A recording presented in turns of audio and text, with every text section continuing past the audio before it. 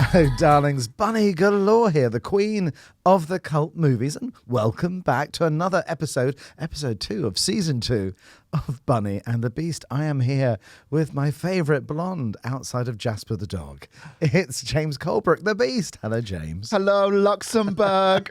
Hello, Luxembourg, to our three fans. Exactly. Owen, James, and Jasper. Yes. I think that is pretty much our pool of target audience, isn't it, really? It is. And Luxembourg, I think, and those watching online, you can see that James is wearing a very revealing outfit, so it's worth watching the reel or tapping on the YouTube I know. links. I found my pum-pum shorts in my chest of drawers this morning. I was like, oh, I've not worn these in a while, and they're literally right. You can literally see my arse cheek. You're what now? A pum-pum short. Is that a brand? No. No. Okay. Shorts that show off your pum-pum. I've never heard that before. Yeah, your pum-pum. Your The JJ? Yes. Why am I coming up with that one? I don't know. It's okay. And I love the fact you remind me that because this is an audio format. I know. Well. I don't. Yes. So for, always use your words. we know I don't have many of those.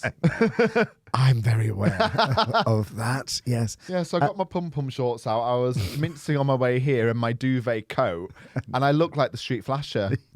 You did. I actually flashed you in the Vauxhall Garden. You not did. in the fun way, though. No, not in the fun way. Thank you for a heart But attack. it was because I looked up and went, "Oh, you look really cozy." I've never, because I keep on meaning to get one of those. What do you call them? Like life preserver type material jackets. You know, the puffer jacket type things. What'd you call me? Talentless, basic gay. It is. The list goes on, to be fair. Sometimes you can let it go. Sometimes you can let it go. Oh gosh. Now it's that was far too easy. As are you. But I wish I was. But you were wearing a really cozy jacket, Yes. and then you looked down and literally it was like full on. I thought, are you wearing boxers? Is that weird? What Also, are boxers? What are those? one of those, yes. They only come in backless. They only come in jock format. Well, babe, if I look like you, I'll be doing that too. But no, it's more the weather because I walked out in I've got a quite big fleecy top on. Like a teddy bear. No, yes, it is teddy bear material. I think it's technically called, which picks up everything. It's just come up the washing machine. I think I've picked up everything from here to Soho. I wish I had as well. But I was feeling the cold because I've not got a scarf on. And then there's you basically in rehearsal gear. Boom, leg out. Ow. Now, I know. Now, if you're going to do pantomime next year, you're going to have to practice the thigh slap without. I know, hurting. right? I know. Generally, it's not against bare flesh unless you're doing an adult pantomime. Have you just seen my friend Mark Lamb's just done the Katie Price adult pantomime with some of the Drag Race girls as well? Oh, God. And I despise adult pantomime with a passion. Because I think I did one back in the 90s. One of my first jobs, it was like a normal pantomime. It was the worst. I don't know if I can talk about the producer without some slander, but Simon Gross. It's all right. I've got to tell about producer. I'm going to tell you later today. He's infamously bad. I didn't get on too badly with him, but it was the worst job I've ever done in my career. And it taught me to read the contract, type of thing, which I didn't do. And we were playing old people's homes. As you should always do, read the contract. Yes. Speaking of dodgy producers, Yes. I've got a couple of stories. One of them I'm not going to tell on the podcast because they're very much a working producer still. But they did slide into my DMs when I was at college, being like, "Oh, really? You're so pretty. We can't work together, but we can date." Well, he sounds like a prince. I know, right? You know who you are. You don't listen to the show, but you know who you are. Yeah. Write that down for me later. But no, like a couple of weeks ago, this producer for a theatre company, a very big one, messaged me. I put a photo on my story, and he DM'd me going, I'm going to read it verbatim. He DM'd me going, date, fire, fire, fire, fire, eyes, eyes, eyes, love heart, eyes, love heart, eyes, love heart, eyes. Those are the emojis. Thank you. That was emoji. Right. He wrote that. Fire, fire, fire. Date, fire, fire, fire. Set me on fire. Eyes, eyes, eyes, eyes, eyes. When you say date, what's the emoji for date? Pardon? He wrote the word date? Or Yes. That's the, oh, right. Yeah, that's not the emoji. Is there an emoji for date? I thought maybe there was an actual... Maybe. I No, was, he I wrote the thought word I was date. missing out, yeah. He wrote the word date, then gave me the emojis fire, fire, fire, fire, eyes, eyes, eyes, love heart, eyes, love heart, eyes, love heart, eyes. And I replied to him going, oh, I'm really sorry, I'm in a relationship. And he goes, I know. Oh, smooth. So smooth. I'm like, I'm just saying hi. I'm like, you're not just saying hi. No. You're not, because... I mean, I will send... I send flame emojis to my mates far too much, but I'm very... Because I suddenly went, is this not to appropriate? me. No, obviously not.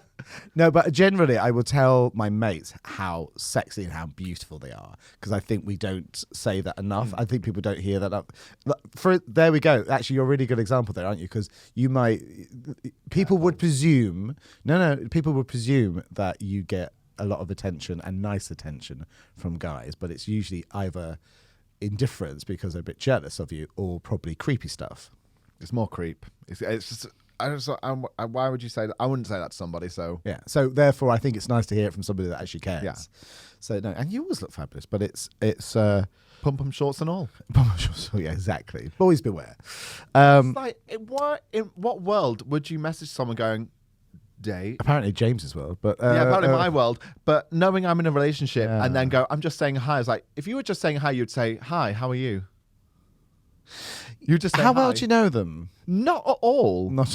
Not at all. So that makes it even more random, doesn't it? Yeah. If you knew somebody and you joke, you're going like, yes, queen, diva. And he was like, I'm a hey. friend of Ashley. Oh, yeah. He's like, I'm a friend of that person. I was like, so, but you know that, well, you have some preconceived idea. Yeah. And I'm like, are you assuming that, You're a whore. well, that's factual, but I'm only a whore with one person. Yeah, not a whore. No. But I'm just like, it made me kind of feel like, is everyone in an open relationship these days? And then last week, we got invited to a Valentine's event with, I think, no, it's not Debenhams because they've gone bust, haven't they? Have they? Or have they come or, back? Or is just the one in Clapham Junction that's No, they gone have. I bust? think maybe they did, but I think they might be back. Wilco's is coming back as well. Is it? I think Thank so. God. I don't want to pay £10 for shower gel. Yeah, I only just got into Wilco's about 3.5 weeks before it. You're bountiful. No, I. Can you see me going to Wilco's? I was a bit like You're in the wall of shame. It's like little. What was it? Aldi. Yeah. I think they're car shops. No, they're Like- great supermarkets. Yeah, apparently so. Who knew? Great protein puddings. I thought they were something. Not an innuendo. I thought it's more your car serviced. I was like, oh, I didn't realise this existed. No, it wasn't one of those beep beep scandy Aldi's the other day. Oh. Self-scanny ones. Yeah. Well, actually, not even that. You take it off the shelf, and it knows. Oh, Amazon Fresh. Yeah. Yeah, it's like that one, but this is an Aldi version. Oh. Yeah, in Greenwich. Yeah, bizarre. Is it? Yeah, is it? Yes, it is. Yes, Aldi. Greenwich coming up in the world. Well, it's always been posh, but it's never been That part. that far forward, technology wise. Valentine's Ball, anyway, for maybe Debenhams. Maybe Debenhams. I can't remember off the top of my head. And I was reading the flyer, and it's read like a singles night. Like they sell it like a singles night, like it's a match. It seems like matchmaking, that you're going to go on little dates with people. And I was the friend that invited us were like, this doesn't seem like it's for us. Like it doesn't seem it doesn't seem we're the targeted audience. And at the time we were like, do they think we're open, or do they just want people there? And I think it's the latter. They just want people there. I think with you, it'd probably be the latter. With you too, but it's. I'd imagine, but it's such a big. Weirdly, I was talking about this with somebody yesterday about open relationships and how they. I think they probably should be one. And I suddenly went. So my attitude towards this is, I don't think I could do it. And I've been thinking about it a lot. In fact, we used to discuss a lot with Owen, and we had opposite opinions. And I think that was perhaps before he was with, he's going to kill me for saying this, but since being with James, I think he's got a completely different attitude with it. I think it takes, I think basically open relationships work, but not when you're fully in love with somebody. If you're fully, head over heels in love with somebody, I don't think that's when open relationship would work. That's interesting. So it's, and that, because I was going, because Owen's attitude changed, I think, towards this.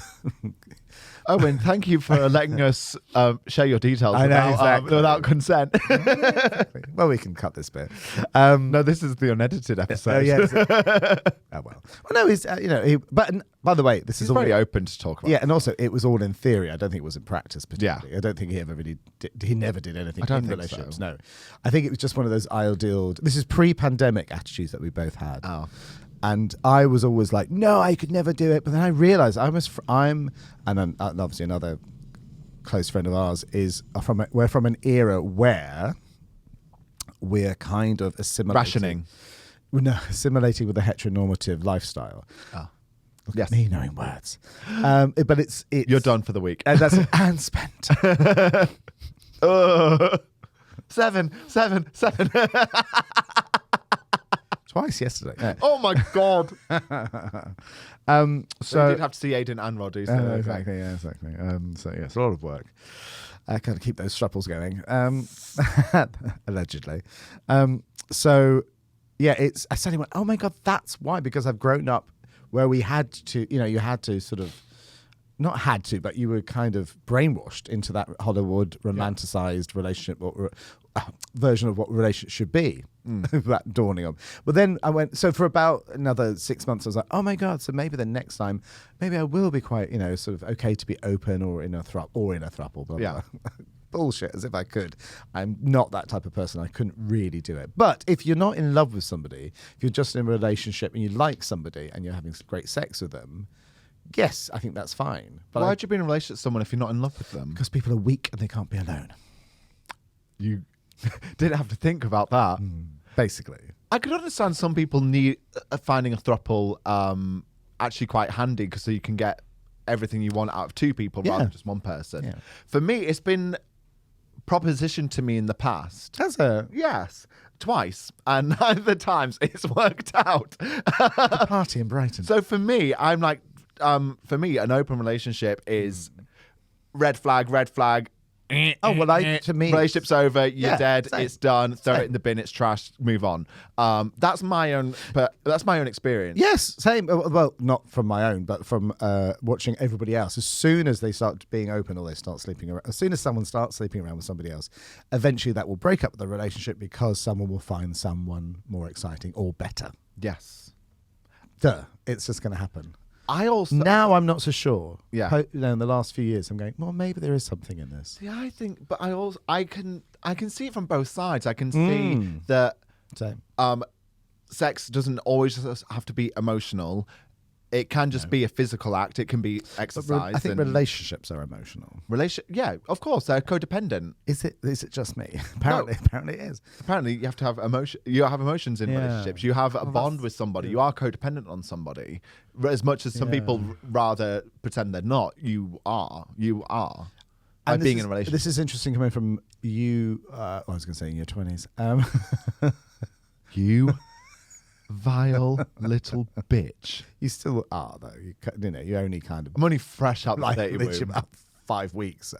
So, but what are you? You're not Gen Z, are you? You're No, millennial. I'm classed as millennial. Just about still. Millennial cusp. Yes.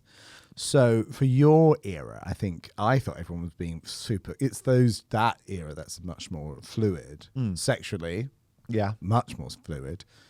It was always there, obviously. Just people have like made up 74 labels for it, obviously, but it was always there. It just was much more broader terms. Yeah. Which is fine. But it's nice people are realizing, I'm now, squirrel with Aquarius descending. Your Mercury's in Lucasade. Yeah, exactly. We said Lucas. Exactly that. I think I want Been practicing that all morning. I love that. So I love that people are kind of defining themselves differently. I don't think you need to, but I also love the fact everyone's being so fluid. But it also seems to take on so many different structures of relationships. Now, I think it's still the same neurosis that everybody used to have. It's just got different names now. Oh, okay. So it was like, okay, that's fine. But I still don't know. I don't know if I could. I couldn't be in love with somebody and then be a third person in the relationship. I think I'm a little bit too paranoid, maybe, or too sort of, Yeah. Jealous. Jealous. That's me. That's me. So in the past when it's been propositioned to me, it's because it was like the last dying act of a relationship. Like this could save it. This could save it because we aren't satisfying each other in those ways. And the last time it propositioned, actually, as Miranda Hart would say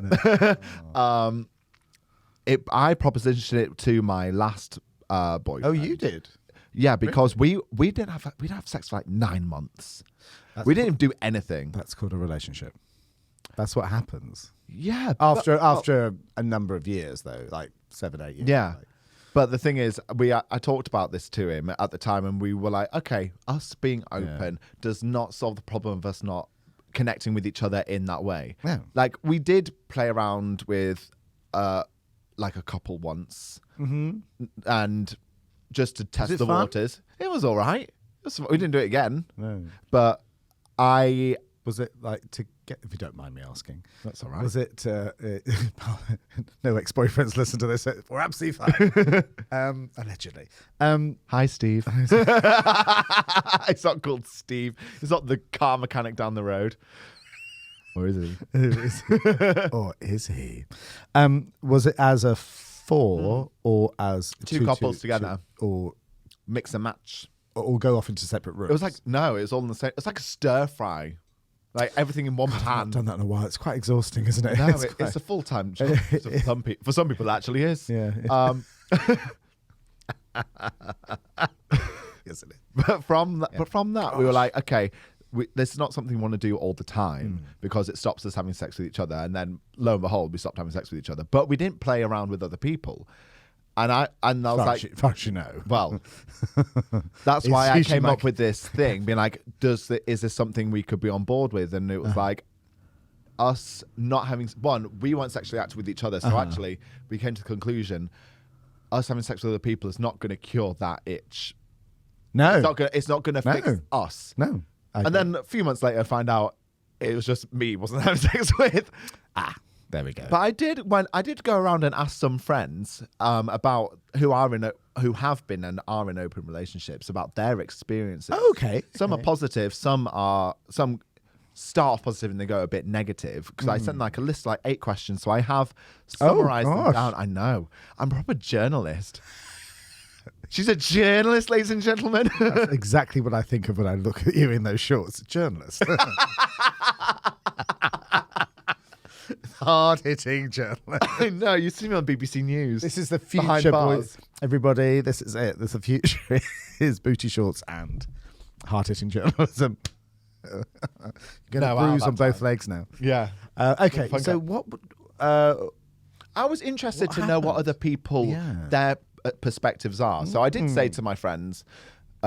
or acquaintances that they can be they are going to be remained nameless, obviously. So we're going to call one of them the Ferris wheel, and then the next one is going to be called 5 Loads Mary.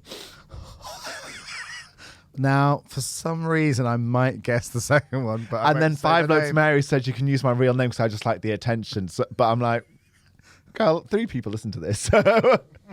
Our fan base, I love our fan base. They're amazing. Yeah, but they don't care about you. You're going to be 5 Loads Mary. 5 Loads. I think it's well deserved. Yeah. After they've sinned, instead of doing Hail Marys, they just get loads. 5 Loads Mary. So we're going to start with the Ferris wheel. I asked him about how it came about. That's terrifying in itself. Why is the Ferris wheel? Is it tied to a Ferris wheel? No, it's that. It'll come apparent, will it? It'll come up. No, it doesn't come apparent. It's just it's a code. It's okay. Right. Like mine's beast and yours is slag. I wish. Oh no, mine's beast and yours is old. Yes, that's the one. There we go. Ding, ding, ding. Take a shot. He's made his first old joke of the season. There we go. First shot of the day. He's now drinking from... I spill it on myself. For those listening to this, he's just taken a slug of a gin can and spilled it all down himself. Messy puppy. Messy puppy. So the Ferris wheel... Right. So I asked them about a few questions, but like, how did it come about, this, that, and the other? And I have summarized their answers because they gave amazing answers. Right. But this is we don't have all the time in the world. No. I think we've lost about half the audience already.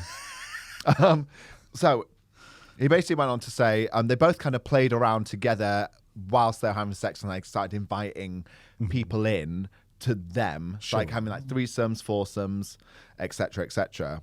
And then from there, they just got both very relaxed, and the idea of just kissing other people while they're on nights out, that kind of like started the conversation. Sure. So they kind of like dip it in, and they're both very open kind of people. So it was like a gradual process of testing it and seeing if they want to decide to push it further. And they have the kind of the mindset of, if we just want to have sex with others but still be together, then why not? We've only got one life, so why not? Yeah, I see that. So I kind of see that. Yeah, I really see that, yeah. He did say it did take him some time to feel really comfortable with it, because but that's one of their main rules, that if one of the other persons feels uncomfortable with the situation, then they stop what or whoever they're doing. I don't know why I said what. That sounds odd. What are you doing? What in the Call Me By Your Name is going on? That poor Peach. Back to the sink plug again in Saltburn. And they stop whatever they're doing and they talk, and they say it's just very much a two-way street. Wow, that actually, if you're going to do it, they sound like they've got the right. That actually is pretty perfect. If you want to do it, that sounds exactly what you should do. Yeah, it seems like from the get-go, this sounds really healthy. Yeah. And they don't have to tell each other. That's their thing. That it's like a don't ask, don't tell kind of thing. But typically they do tell each other, because they do live together and they do chat. And at the core of it, they want to come home to their partner. They enjoy the pleasure, the fun, the desire of it all. But ultimately, still that person being your life partner. Yeah, the companionship of the relationship, and then the rest is just more like, a bit of flirties. I do think the main thing is feeling desirable. Yes. And feeling desirable by somebody else. So if you can flirt, even if you're allowed to flirt with somebody, it's quite exciting. I do think that's slightly problematic for the person. I think the problem I have with it is because the amount of people in relationships that hit on me is quite high, and I'm a bit like, I feel sometimes like that, from the other side of it, you're being like teased slightly by it. So, but I think that is a perfect way of doing it. I really do. And the thing is that the Ferris wheel goes on to talk about is like saying, he said, being open definitely made them closer and more honest with each other, which are always really great things in relationships. That's green tick right there. Yeah. And at the start there were things to navigate, like that you are really have to navigate your own insecurities and possessiveness. But it kind of makes you realize, obviously, because it's like someone's railing your partner. Yeah. But he was very quick to notice when he was being selfish. He started to feel if he wanted to hook up with somebody, cool, but he got a bit upset when his partner did hook up with somebody else. Wow, this is but the it's problem. checking that behavior, that it's not a double standard. I think that's literally the conversation I had a couple of days ago. Was like, it's fine with the idea of you having not an affair, but like a fun, but it's the jealousy of the partner doing it. Yeah. And I went, that's a big one. And so I thought it was interesting of whether people not telling each other is a good idea. Or I couldn't get that round my head exactly whether, is it at best just not to say? But then the trouble is, you don't want some idiot coming, DMing you saying, I've just done this to your boyfriend. Yeah. Thinking you don't know about it. So it's a bit like, that's your kink and that's what you're into, and that's it defined in your rules, then cool. You have to have the rules. They sound like they've really got it under control, though. I think the beautiful thing is afterwards he says it's not the thing about us being open. It doesn't define our relationship. It's just a fun element that we both enjoy. There's no pressure to constantly be on Grindr or at sex parties or in dark rooms. And if one of I know it got dark very quickly, literally. And if one of us having more sex than the other, then that's fine too. Our egos we don't care about body count. Wow. So there's no pressure. Body count. I know that's his words. I didn't even edit that. Sounds like Legolas and Gimli being like 1 or 2. That only counts as 1. But for them, it's go boys. It's basically just about having fun, and when you're not having fun, that's when your time is to talk, stop, be honest with your partner, and how you both navigate that through the relationship. Yeah. And they both go on to say it's very kinky, it's exciting and different. And he says it's never honest. Honestly, he's never been so honest with a partner or friend or himself as he is now because of being in an open relationship. Will it last forever? He's not sure, but right now it's fun and really works. That is ideal. That's the idea. That is really good. So that's I could not do that. I don't think I could do this. I really don't think I could do it. I don't think I'd be that cool. I wish I was that cool with it all, but I don't know in practice in actually doing it yourself. I think it depends on the person, the partner, yeah, because yeah, I think it is. Ferris Wheel's partner, again, very cool, very sexually free, etc., etc. In Five Loads Mary story, the person they're talking... Wow. I feel this is about to... I should tell the producer to not listen for the next few minutes. Yeah, just walk around the block a few times. Yeah. Maybe fingers in the ears and go, la, la, la, la, la. So he's not with a partner. This was about his ex-partner. Right. So thank you, Mary, for sharing your loads, your story with us, because it might have been really hard to share that. So thank you. Sure. But their ex, when they first got together, was strictly monogamous. Okay. So before they got together, being like, I don't believe in open relationships. Okay. I am this person. I'm a one person kind of person. Sure. And before they got together, they spoke about their stances on them. And Mary Mac. It's not Mary Mac. It's not Mary Mac. She's on a cruise. It's fine. Well, Hampstead Heath. Oh, that sounds worse. Yeah. Yes. Not that cruise. And to Mary, Five Loads Mary, they personally like the idea of being open because they are very sexually free and fluid kind of person. Yeah, they're very, very in touch with sexuality. But then a year and a half in, the boyfriend changed his mind and he wanted to try a threesome. And after that experience, really pushed for an open relationship, but got really forceful about it, which to him was a really big surprise because it was so against his character. Yeah. That is a bit of a red flag, isn't it, though? Well, you took the words out of his mouth. In hindsight, that was the first red flag. Yeah.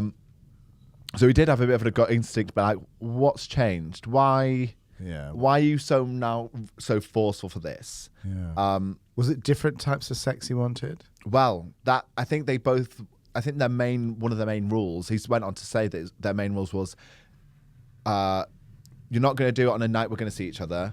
And then you do things that you can't explore with me. So like, so Mary is a strict bottom. So, but the boyfriend's versatile. So he probably wanted to go get that. And to be fair, Five Loads Mary has a lot of kinks and a lot of interests, a variety of degrees.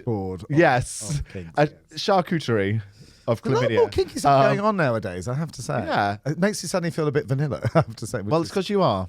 And it's rich coming from you. I know, right? Me and my monogamous relationship. Exactly. But it was so they could... But the boyfriend wouldn't explore the kinks. So he was like, okay, this is the best of both worlds, but we still come back together. So it seems like a perfect plan. And they're OG, not seeing each other, said that.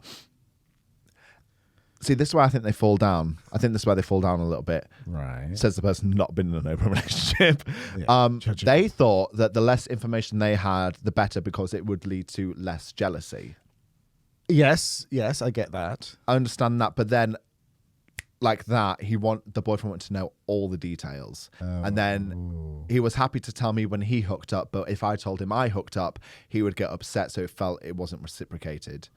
So he felt comfortable, like what we said with Ferris Wheel, like they're both comfortable talking about it, but one's comfortable about the other, and it seems double standard. Yeah, I think that's probably the general rule. I think that's just probably male ego, though, isn't it? Yeah. It's just, it's probably all of us Yeah. would feel the same. I know I would.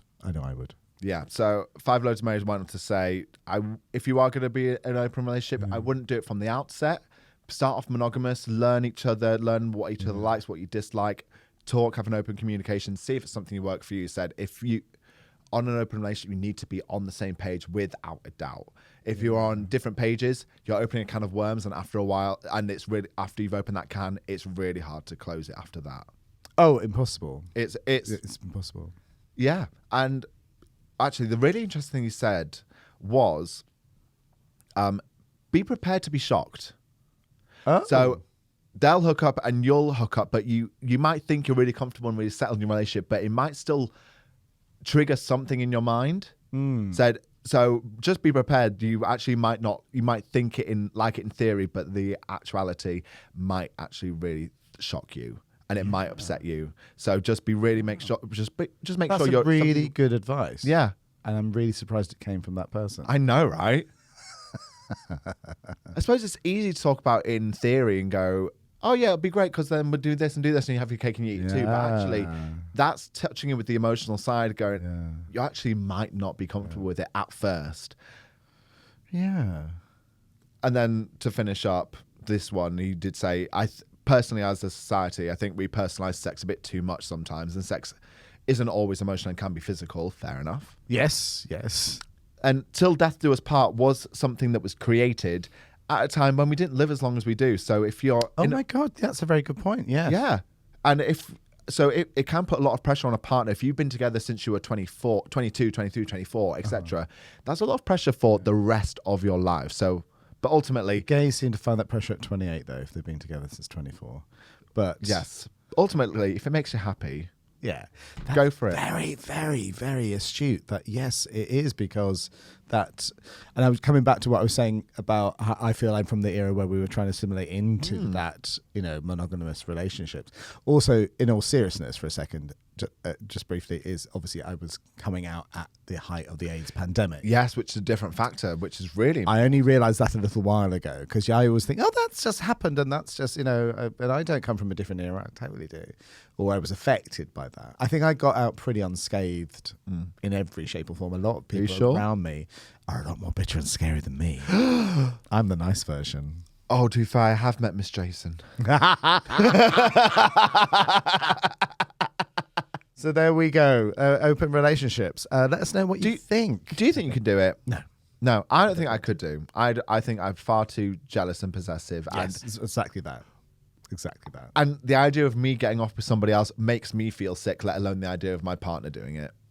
We're at different points in our lives, but I felt the same then. Yeah. And I feel the same now. Yeah. I think I was probably a lot more conservative at 30 than I probably am now. But I still have those, not values, but I just know what I'm like. I just know I'll be able to handle it. Unless I was in a relationship with somebody that it wasn't deeply serious, perhaps. Maybe then. Well, that's not a relationship, though, is it? Exactly. So why bother? Yeah. So that's my attitude towards it. Why would I bother with it then? Yeah, in my head. Friends with benefits. Yeah, that's what that sounds like. That sounds like friends with benefits. I've never had a friend with benefit because I can't. I've had quite a few. Can't, I don't think I can cut off emotions from sex. I don't think I can do it. So for me, especially right now, I think probably that is the point of where you are. You probably, because you've not had big relationships, Oh no, I have. I have had big relationships, but I've not. I don't think I've been able to ever cut off. That's why I never really did one night stands or hook up with randoms. Right. It's something I never really did because I can't cut off the two. Sure, no, I agree. I do agree. It just, I think that gets beaten out of you slightly. And not in the fun way. Yeah, not in a fun way. So there we go. And on that note, if you're going to be an object in the Beast Castle today, what would you be and why? Wow, Ferris wheel, by the sounds of it. They sound like they've got the shit together. What would I be today? I think I would a mirror, so I can have a good long hard look at myself emotionally. Oh. Or to watch yourself in your open relationship. I was just remembered one hookup story where I met a policeman when I was living in Brick Lane on the way to see Joseph, Technicolor Dreamcoat for the very first time, the Ken Wright tour. I've seen it 74,000 times and I've worked on the damn thing when Rugg did it. Well, no, Andrew Lloyd Webber revived it. Random. But he wanted to look at himself in the full-length mirror I had in my room while we were having sex and was getting off and looking at himself. Oh. Which was quite... Charming. But where you feel like, is this a sketch? is there a cameraman going to pop out in a second? Because it was he was very hot, but it was a bit like, hello, over here. Excuse me. Just, stop looking in the mirror and getting excited by it. Oh gosh. Yes. Probably went home to the wife and kids afterwards. Probably did. And what would you be, darling? I'm not going to be a full-length mirror. I think sticking to my brand, I'm going to be pum-pum shorts. Because you learnt a term today. I did. Yes, you learn something new every day. I did. That's fantastic. I love that. You should put that. That's your merch. The 2024 pum-pum shorts. Yeah. With your face on the arse. Hey, hello. Judy Gardens. Yeah, fantastic. Well, join us next time on Bunny and the Beast. We'll be back next week with more stories to curl your hair and traumatize you.